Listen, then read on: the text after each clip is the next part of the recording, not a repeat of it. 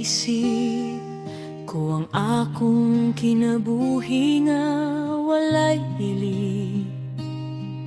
Basta lamang matapos ko ang buluhaton nga gihatag sa Ginoong Jesus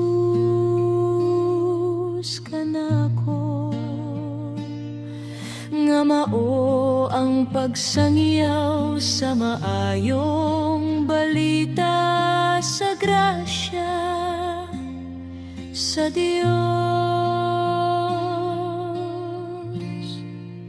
Diha sa tanan nga akong gihimo, ipakita ko kaninyo nga kinahanglan kita maghago aron pagtabang sa mga maluyahon,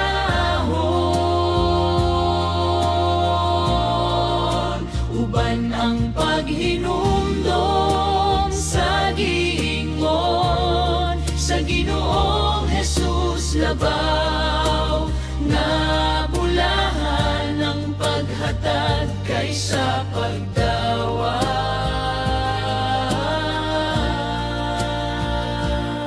Wala ako maibog sa salapi o bulawan no sa bisti, ni bisan kinsa kamo mismo nasayod nga kining akong mga kamot.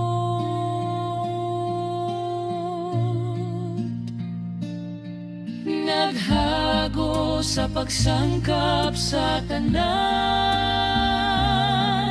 nga gikinahanglan nako, ug sa akong mga kauban.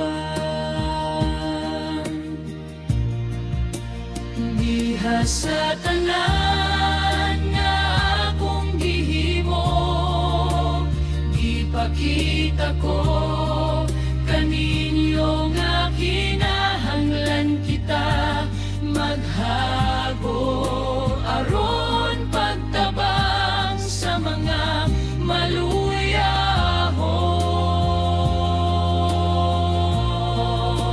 uban ang paghinumdom sa giingon sa Ginoong Jesus labaw, nga bulahan ang paghatag kaysa pagdawa.